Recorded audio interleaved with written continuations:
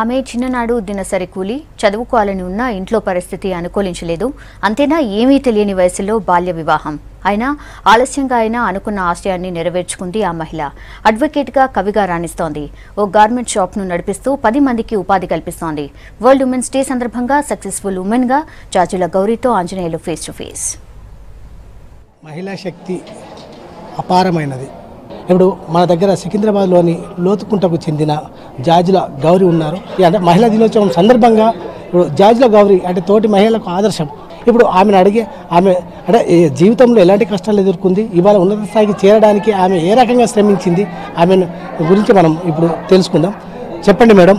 మా నాయన మొత్తం ఉపరి పని చేస్తుండే, ఇండ్లు కడుతుండే. అయితే ఏంటంటే మాది వ్యవసాయ కుటుంబం, 2 ఎకరాల పొలం.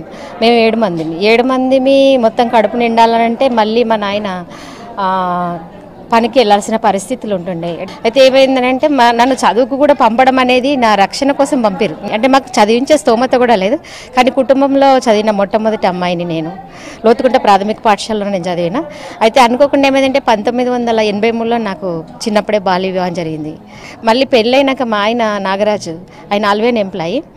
ఆయన ఏమన్నాడంటే సరే చదువుతానంటే నువ్వు చదువు ఆయన పుస్తకాలు తెచ్చిచ్చింది. అదొక్క ప్రోత్సాహం నాకు జీవితంలో లభించింది. అట్లా చదువుతూ నా చదువును అనేది నా లోపల నుంచి పోనీయలే. దాని తర్వాత మెల్లగా నేను కవిత్వం రాయడం మొదలుపెట్టిన. అంటే ముఖ్యంగా తెలంగాణ పాటలు మా అమ్మ బాగా వాడుతుండే పొలాలల్లో. అట్లా నాకు సాహిత్యం మీద ఆసక్తి కలిగింది. నేను చదివితే బాగుంటుందని నేను అప్పుడు 93లో నేను ఓపెన్ యూనివర్సిటీ కట్టి ఆ తర్వాత నేను MA MCJ LLM కంప్లీట్ చేసి నేను అడ్వకేట్గా స్థిరపడ్డాను. అయితే ఏంటంటే నేనేమనుకున్నానంటే నాలాగా ఎందరో అనేది నా భావన.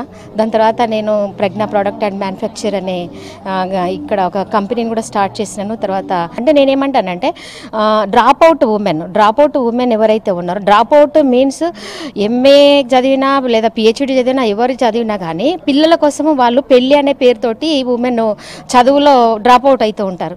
వీళ్ళ కోసం వాళ్ళకు ఇంట్లో ఉంటారు, లేకపోతే నాలాగా ఎందరికో ఉంటుంది. ఏమనంటే వాళ్ళకు ఒక జ్వలనం ఉంటుంది మనసులో, నేనేం చేయలేకపోతున్నా, ఎంతసేపు ఈ బాసనలు తోమడు, ఈ బట్టలు ఉతుకుడు, ఈ ఇండ్లు తుడుచుడు, ఈ పిల్లలు చూసుడు, ఇంతేనా, ఇంతకంటే జీవితం ఉంటుంది కదా అనేసి నేను ఆలోచించి వాళ్ళ కోసం నేను సంస్థను స్టార్ట్ చేయడం జరిగింది. పెళ్ళి అనే నెపంతో ఆమె చదువు మొత్తంగా ఆగిపోతుంటుంది. మధ్యలో ఆమె చదువు ఆగిపోవడంతో ఆమె ఏమి చేయలేని అసహాయ స్థితిలో ఉంటుంది, కుటుంబానికే పరిమితం అవుతుంది. దయచేసి ఆమెను ప్రోత్సహించండి. మన ఇంట్లో అన్ని పనులు చేసుకుంటేనే ఆమె చదువుకుంటుంది కూడా, ఆమె నాలాగా తయారవుతుంది కూడా, నాకంటే ఎక్కువ తయారవుతుంది. నాలాంటి లక్షల మంది గౌరీలు లేదా కోట్లాది మంది గౌరీలు ఈ భారతదేశంలో ఉన్నారు. తెలంగాణలో లక్షల మంది నాకంటే తెలివైన వాళ్ళని నేను చాలా సర్వేలలో అంటే NIRD అపార్ట్ ద్వారా వెళ్ళినప్పుడు నేను గమనించడం జరిగింది.